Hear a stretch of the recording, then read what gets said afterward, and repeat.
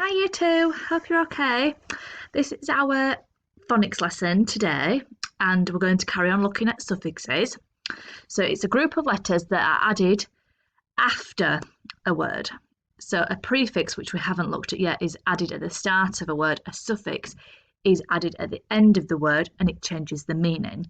So we looked at the ing suffix last week, didn't we? Okay. And that changed the word from like start to starting, run to running. And can you remember there was rules that where we had the letters in the word, which was how we added the ing, whether we needed to add a new consonant or to remove a consonant in the word before we added ing. And you all did amazing at that, okay?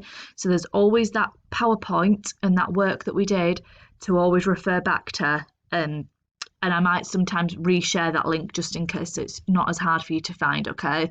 So I might sometimes put revisit if needed, and it's not necessarily a lesson that you'll need to do that day. It's just there for you if you need to refer back to it, okay? So we're going to look at the suffix today, okay? Before we do that though, we'll just have a quick go, look over our ing suffix and the words that we had with that. If I can, let's have a look. Let me make this screen better so I can, okay. Here we go, okay. So we had here the columns, didn't we, before? Oh, I could just keep actually this with for you to look at.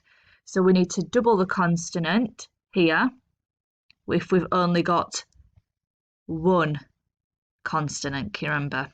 If there's only one consonant after the vowel, right? So that here we have hitting. I've got this one here. Here we had two consonants together after the vowel.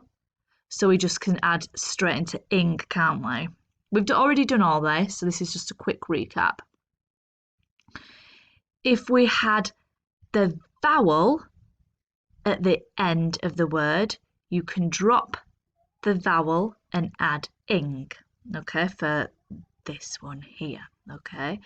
You could have a go if you wanted to with these ones here. You don't have to do that now because we've already worked on the ing suffix, but if you wanted to, you could have a look at, and as an extra challenge, you could put these into these grids here. You could make yourself a little grid and add them there, okay. Sorry everyone, I had to pause that because Nora came in. I'll start again. So the suffix that we're going to look at is today, okay? And changes a verb into a noun, okay? So let's have a little talk about what a verb is. So a verb is an action. So you can see down here that we've got these actions. Read is an action, that's something you do. Run is an action, that is something you do. And teach is an action, that is something somebody does when they are teaching somebody something, isn't it? So a verb is an action. Okay, you might want to write that down. A verb is an action, okay? A noun is a thing.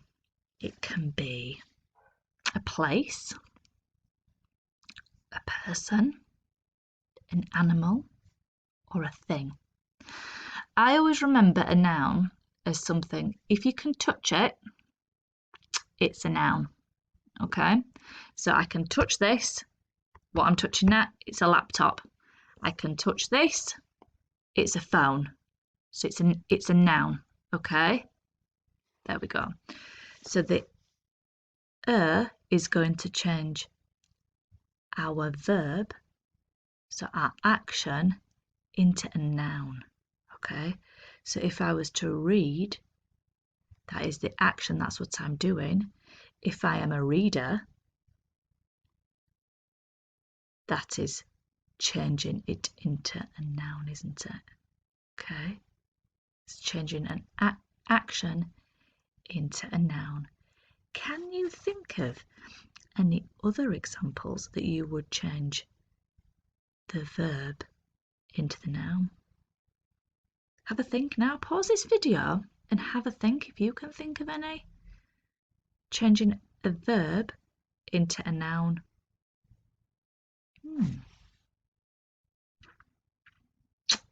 Let me think. Let's have a look. Okay. Let's have a look at these. Okay.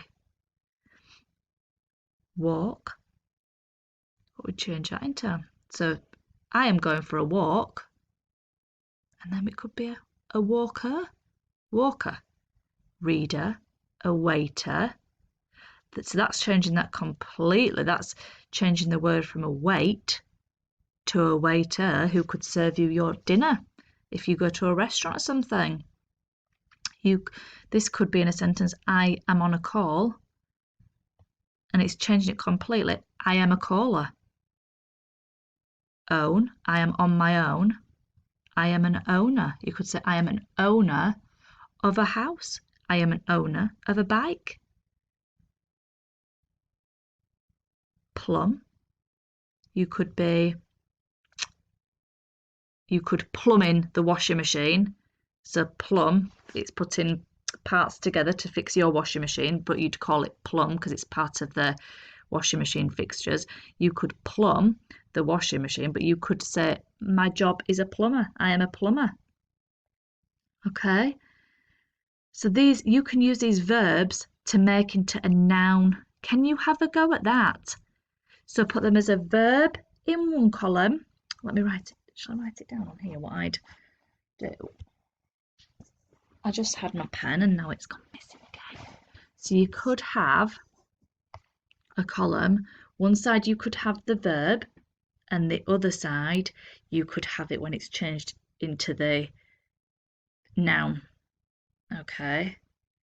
So the verb is the action, and the noun is the thing. Okay. Use the following verbs to make nouns. See if you can have a go at doing that. Now, do you think you can?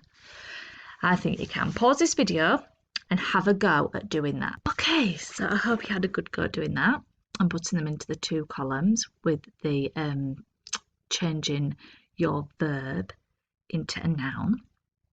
I think you all probably did amazing at that. So as we discussed before, they can often describe jobs, can't they? So like a teacher, a driver, a presenter, a plumber, a waiter, a builder, a writer. Okay, but those words also mean something completely different without the on the end, doesn't it? So we can explain what they mean. So we'll do that together now. So a teacher is a person who teaches. And it says here, especially in a school. A driver. So a driver is somebody who drives a vehicle, aren't they? They could be a taxi driver, they could be a lorry driver, could be a delivery driver. A presenter is somebody who presents something. So it might be somebody on television. They could, unlike CBeebies, you might have presenters on there that present a program. Okay. A plumber, as I said before, is somebody who fixes like a boiler in your house, your washing machine, a dishwasher, your bathroom. If you've got like a water leak or something, a plumber would come and fix that for you. A waiter is somebody who works in a restaurant or a cafe, and they would serve you your food and take your orders and then serve your food, wouldn't they? Okay. A builder is somebody, well, who builds houses. They might, well, I want to change my basement into a bedroom at my house, and I would need a builder to come and do that job. So they can change parts of your house as well, like add extensions onto your houses, make your houses bigger. They can do like repairs. They're just, yeah, that's a builder. A writer. A writer is somebody who writes stories, who writes diaries. You can write anything. You are all writers, I think. You all write amazing things. You're all writers. You are a writer, but you can change it from a verb, which was write, and then you can change it into a noun, which means you've become something. You are now a thing. You are the writer, okay? But if you write, that is the verb because that's the action, okay? So I'm going to have a look at this next one now. But I think we should stop there. And I think tomorrow we will look at, if it's going to let me, yeah, tomorrow we're going to look at comparative adjectives. So before you come back to me tomorrow, I want you to see if you can remember what an adjective is as well before we come back to this tomorrow, okay? So we've changed here verbs into noun. It's a bit trickier is phase 6, I know, but I think we're all going to try really hard with it and we're going to work through it slowly so we can really become confident with it. I don't want to move through it too fast for you. I want to keep working through it slowly. So tomorrow we're going to carry on looking at the We're going to also look at some tricky words and we're going to write some sentences with those words in. But for today, I just want you to do this slide here so you can pause it. I'll leave it on here so you can pause it when I've finished and have a column for verbs and a column for a noun, okay? I did want to show you, but I think you know. So you could just split your page in two. Verb, noun. So you'd have here verb and you'd have the word make, walk, read, wait, call, listen, pray, build, cut, own. I've got an idea actually. When you've done that, could you, when you've put them into both columns, could you choose one word from each column and write it in a sentence? So say you had the word wait, and then at the other side, in the noun side, you had the word waiter. I would like you to put the word wait into a sentence and the word waiter into a sentence as an extra challenge, okay? To challenge yourself further.